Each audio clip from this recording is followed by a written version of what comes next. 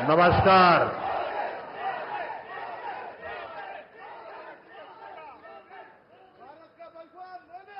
बेंगलुरु नगरदा आत्मीय नागरिक बंधु भगिनियरे निमगेल्ल नन्न नमस्कारगळु।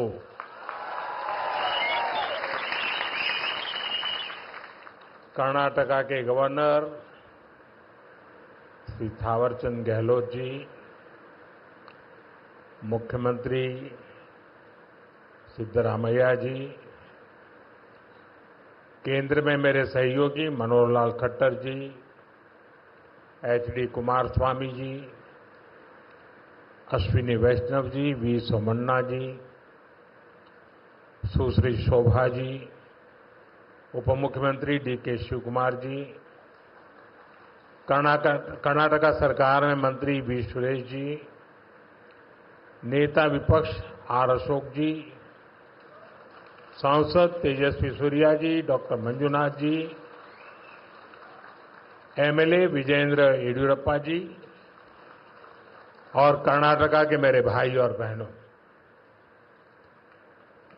कर्नाटका की धरती पर कदम रखते ही अपनापन सा महसूस होता है। यहाँ की संस्कृति, यहाँ के लोगों का प्यार और कन्नड़ा भाषा की मिठास दिल को छू जाती है। सबसे पहले मैं बेंगलुरु शहर की अधिष्ठात्री देवी अन्नम्मा ताई के चरणों में प्रणाम करता हूं।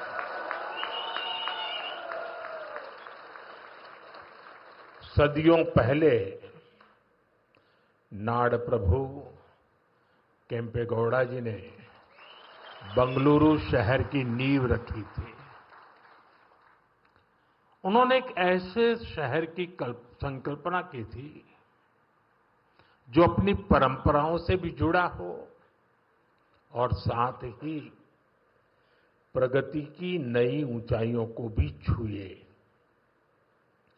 बेंगलुरु ने अपनी उस स्पिरिट को हमेशा जिया, हमेशा उसे सहज कर रखा और आज बेंगलुरु उस सपने को साकार कर रहा है। साथियों, बेंगलुरु को हम एक ऐसे शहर के रूप में उभरता देख रहे हैं जो न्यू इंडिया के राइज का सिंबल बन चुका है। एक ऐसा शहर जिसकी आत्मा में तत्वज्ञान है और जिसके एक्शन में टेक ज्ञान है। एक ऐसा शहर जिसने ग्लोबल आईटी मैप पर भारत का परचम लहराया है। बेंगलुरु की इस सक्सेस स्टोरी के पीछे अगर कोई है तो वो यहां के लोगों की, आप सबकी मेहनत और आप सबकी टैलेंट है।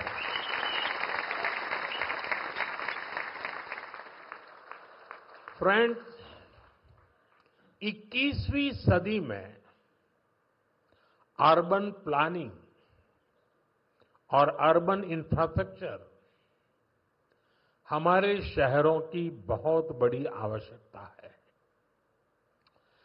बेंगलुरु जैसे शहरों को हमें भविष्य के लिए भी तैयार करना है। बीते समय में बेंगलुरु के लिए भारत सरकार की तरफ से हजारों करोड़ रुपए की योजनाएं शुरू की गई हैं।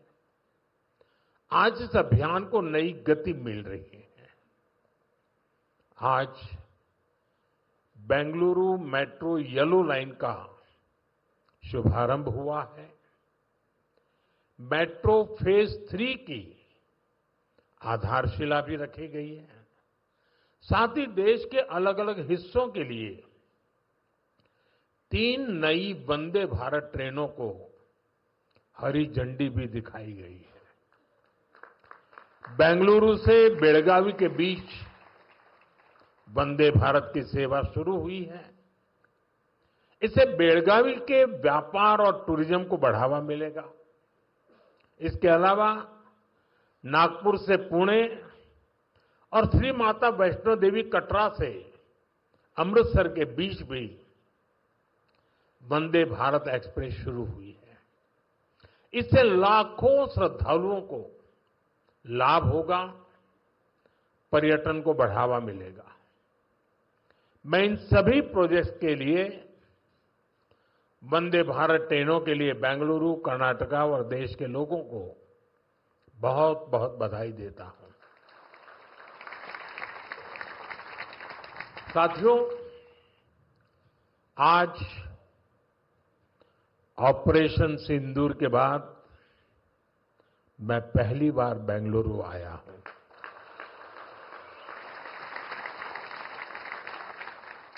ऑपरेशन सिंदूर में भारतीय सेनाओं की सफलता सीमा पार कई किलोमीटर भीतर आतंकवादी ठिकानों को नेस्त नाबूद करने की ताकत और आतंकवादियों के बचाव में उतरे पाकिस्तान को कुछ ही घंटों में घुटनों पर लाने की हमारी क्षमता पूरी दुनिया ने नए भारत के इस स्वरूप के दर्शन किए हैं।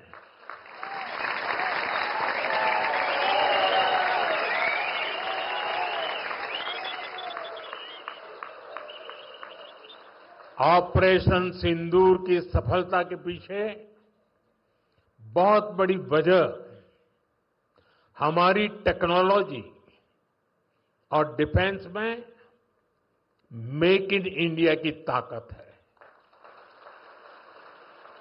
और इसमें बेंगलुरु और कर्नाटका के युवाओं का भी बहुत बड़ा योगदान है। मैं इसके लिए भी आज आप सभी का अभिनंदन करता हूं। साथियों, आज बेंगलुरु की पहचान दुनिया के बड़े सिटीज के साथ होती है। हमें ग्लोबली कॉम्पीट भी करना है, इतना ही नहीं, लीड भी करना है। हम तभी आगे निकलेंगे जब हमारे शहर स्मार्ट होंगे, फास्ट होंगे, एफिशिएंट होंगे। इसलिए आज मॉडर्न इंफ्रा के लिए प्रोजेक्ट पूरे कराने पर हमारा इतना जोर है। आज आरवी रोड से बोम्मा संद्रा तक येलो लाइन शुरू हुई है। ये बेंगलुरु के कई अहम एरियाज को आपस में कनेक्ट करेगी। बसवनगुड़ी से इलेक्ट्रॉनिक सिटी तक ये सफर में भी अब सब कम समय लगेगा। इससे लाखों लोगों के जीवन में ईज ऑफ लिविंग बढ़ेगी, ईज ऑफ वर्किंग बढ़ेगी। साथियों, आज येलो लाइन के लोकार्पण के साथ ही हमने फेज 3 यानी ऑरेंज लाइन का भी शिलान्यास किया है। जब ये लाइन शुरू होगी तो येलो लाइन के साथ मिलकर डेली 25 लाख पैसेंजर्स को फैसिलिटेट करेगी। 25 लाख पैसेंजर्स। ये बेंगलुरु के ट्रांसपोर्ट सिस्टम को एक नई ताकत देगी, एक नई ऊंचाई देगी। साथियों, बेंगलुरु मेट्रो ने देश को पब्लिक इंफ्रास्ट्रक्चर डेवलपमेंट का एक नया मॉडल भी दिया है।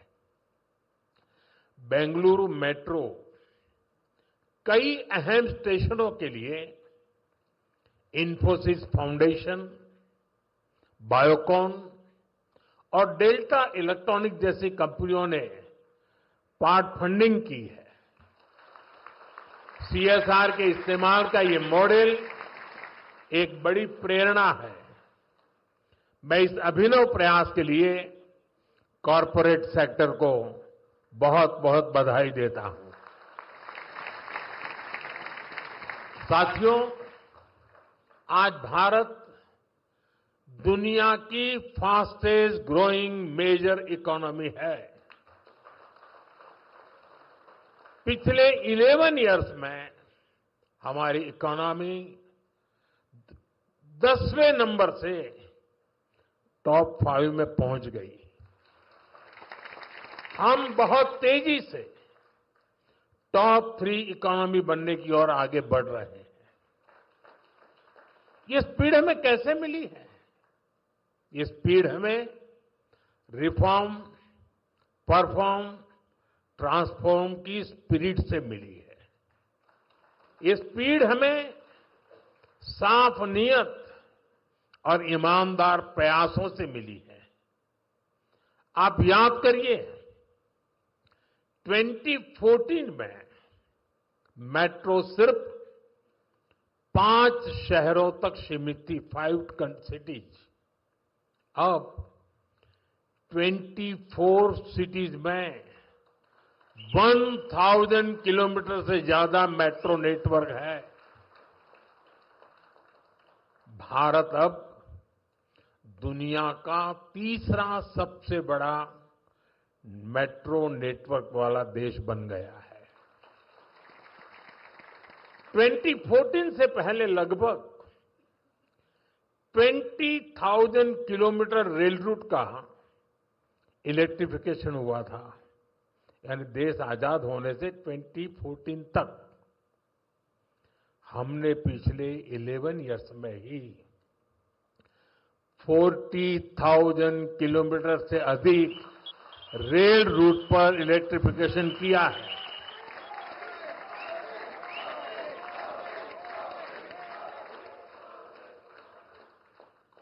साथियों, जल, थल, नभ कुछ भी अछूता नहीं रखा है। फ्रेंड, जमीन ही नहीं, देश की उपलब्धियों का परचम आसमान में भी लहरा रहा है। 2014 तक भारत में सिर्फ 74 एयरपोर्ट थे। अब इनकी संख्या बढ़कर 160 से ज्यादा हो गई है।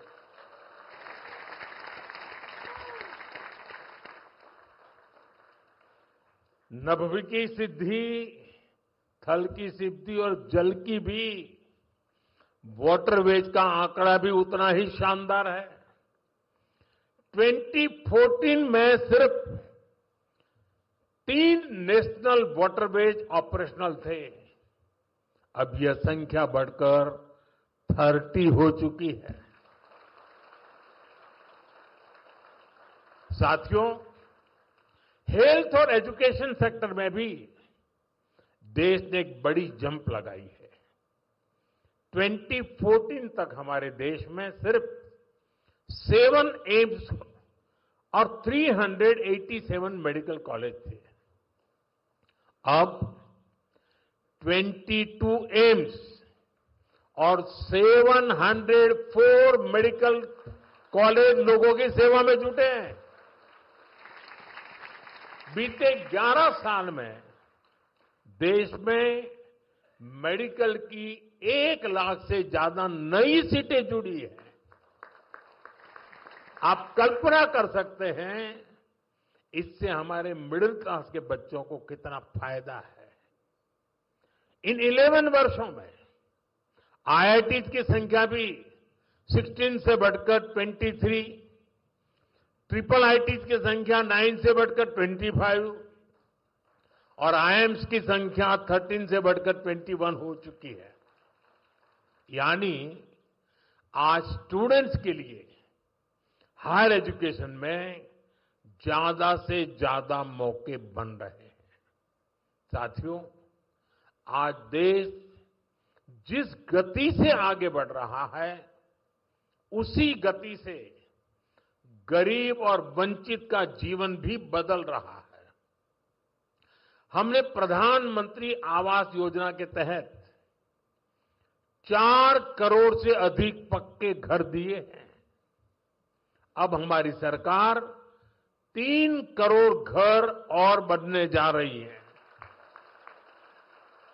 हमने सिर्फ 11 इयर्स में 12 करोड़ से अधिक टॉयलेट्स बनाए हैं। इससे देश की करोड़ों माताओं बहनों को गरिमा, स्वच्छता और सुरक्षा का अधिकार मिला है। साथियों, देश आज जिस गति से विकास कर रहा है, इसके पीछे हमारी इकोनॉमिक ग्रोथ एक बड़ा फैक्टर है। आप देखिए, 2014 से पहले भारत का टोटल एक्सपोर्ट $468 बिलियन तक पहुंचा था। आज ये $824 बिलियन हो गया है। पहले हम मोबाइल इंपोर्ट करते थे, वहीं अब हम मोबाइल हैंडसेट के टॉप 5 एक्सपोर्टर बन गए हैं। और बेंगलुरु की इसमें बहुत बड़ी भूमिका भी है। 2014 से पहले हमारा इलेक्ट्रॉनिक्स एक्सपोर्ट लगभग $6 बिलियन था। अब ये भी लगभग $38 बिलियन तक पहुंच गया। साथियों, 11 इयर्स पहले तक भारत का ऑटोमोबाइल एक्सपोर्ट लगभग $16 बिलियन था। आज ये 2 गुने से अधिक हो चुका है, डबल हो चुका है। और भारत ऑटोमोबाइल का 4था सबसे बड़ा एक्सपोर्टर बन गया है।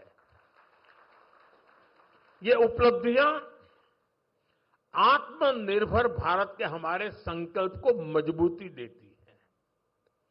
हम मिलकर आगे बढ़ेंगे और देश को विकसित बनाएंगे। साथियों, विकसित भारत न्यू इंडिया की ये यात्रा डिजिटल इंडिया के साथ कदम से कदम मिलाकर पूरी होगी। आज हम देख रहे हैं, इंडिया एआई मिशन जैसी योजनाओं से भारत ग्लोबल एआई लीडरशिप की दिशा में आगे बढ़ रहा है। सेमीकंडक्टर मिशन भी अब स्पीड पकड़ रहा है। भारत को जल्द ही मेड इन इंडिया चिप मिलने जा रही है। आज Bharat low cost, high tech space mission का ग्लोबल उदाहरण बन गया है। यानी फ्यूचरिस्टिक टेक्नोलॉजी से जुड़ी जो भी संभावनाएं हैं, भारत उन सब में आगे बढ़ रहा है। और भारत के इस एडवांसमेंट की सबसे खास बात है एम्पावरमेंट ऑफ पुअर। आप देखिए, आज देश में डिजिटाइजेशन का दायरा गांव-गांव तक पहुंच चुका है। यूपीआई के जरिए दुनिया का 50% से ज्यादा रियल टाइम ट्रांजैक्शन भारत में हो रहा है। दुनिया का 50%। टेक्नोलॉजी की मदद से हम सरकार और नागरिकों के बीच की दूरी कम कर रहे हैं। आज देश में 2200 से ज्यादा सरकारी सेवाएं मोबाइल पर उपलब्ध है। उमंग ऐप से आम नागरिक घर बैठे सरकारी काम निपटा रहा है। डिजी लॉकर से सरकारी प्रमाण पत्रों का झंझट खत्म हुआ है। अब हम एआई पावर्ड थ्रेट डिटेक्शन जैसी टेक्नोलॉजीज में भी निवेश कर रहे हैं। हमारा प्रयास है कि देश में डिजिटल रिवॉल्यूशन का फायदा समाज के आखिरी व्यक्ति तक पहुंचे। और इस प्रयास में बेंगलुरु, पूरी सक्रियता से काम कर रहा है। साथियों, वर्तमान उपलब्धियों के बीच अब हमारी अगली बड़ी प्राथमिकता होनी चाहिए टेक आत्मनिर्भर भारत। इंडियन टेक कंपनियों ने पूरी दुनिया में अपनी छाप छोड़ी है। हमने पूरे वर्ल्ड के लिए सॉफ्टवेयर्स और प्रोडक्ट्स बनाए हैं। अब समय है हम भारत की जरूरतों को और ज्यादा प्रायोरिटी दें। हमें नए प्रोडक्ट्स डेवलप करने में और तेजी से आगे बढ़ना है। आज हर डोमेन में सॉफ्टवेयर और ऐप्स का इस्तेमाल हो रहा है। इसमें भारत नई ऊंचाई पर पहुंचे, ये बहुत जरूरी है। जो इमर्जिंग फील्ड्स है, हमें उनमें भी लीड लेने के लिए काम करना होगा। हमें मेक इन इंडिया में मैन्युफैक्चरिंग सेक्टर में भी बेंगलुरु और कर्नाटका की प्रेजेंस को और मजबूत करना है। और मेरा आग्रह है हमारे products zero defect, zero effect के स्टैंडर्ड पर टॉप क्वालिटी के होने चाहिए। यानी बिना डिफेक्ट वाले प्रोडक्ट हो और उन्हें बनाने का नेगेटिव इफेक्ट पर्यावरण पर भी न पड़े। मेरी अपेक्षा है कर्नाटका का टैलेंट आत्मनिर्भर भारत के इस विजन को लीड करे। साथियों, केंद्र सरकार हो या राज्य सरकार, हम सभी जनता की सेवा के लिए हैं। हमें देशवासियों की बेहतरी के लिए साथ मिलकर कदम उठाने हैं। इस दिशा में एक जो सबसे जरूरी जिम्मेदारी है वो है नए रिफॉर्म्स।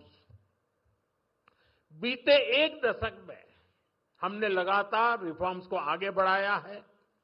उदाहरण के तौर पर भारत सरकार ने कानूनों को डीक्रिमिनलाइज करने के लिए जन विश्वास बिल पास किया है और अब इसका जन विश्वास 2.0 भी पारित करने जा रहे हैं। राज्य सरकारें भी ऐसे कानूनों की पहचान कर सकती हैं जिनमें अनावश्यक आपराधिक प्रावधान हैं, उन्हें खत्म किया जा सकता है। हम मिशन कर्मयोगी चला रहे हैं ताकि सरकारी कर्मचारियों को कॉम्पिटेंसी बेस्ड ट्रेनिंग दी जा सके। राज्य भी अपने अधिकारियों के लिए इस लर्निंग फ्रेमवर्क को अपना सकते हैं। हमने एस्पिरेशनल डिस्ट्रिक्ट प्रोग्राम और एस्पिरेशनल ब्लॉक प्रोग्राम पर बहुत जोर दिया है। राज्य भी इसी तरह अपने यहां ऐसे क्षेत्रों की पहचान कर सकते हैं जिन्हें विशेष ध्यान की आवश्यकता है। हमें राज्य सरकार के स्तर पर भी नए रिफॉर्म्स को लगातार पुश करना चाहिए। मुझे विश्वास है हमारे ये साझे प्रयास कर्नाटका को विकास की नई ऊंचाई पर ले जाएंगे। हम साथ मिलकर विकसित भारत के संकल्प को पूरा करेंगे। इसी भाव के साथ मैं एक बार फिर आप सभी को इन डेवलपमेंट प्रोजेक्ट की बहुत बहुत बधाई देता हूं।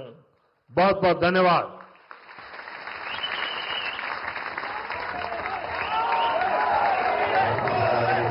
Narendra Modi ji has called upon the entire citizens of Karnataka to be a part of India's growth story. Let's give a huge round of applause and thank the Honorable Prime Minister for his highly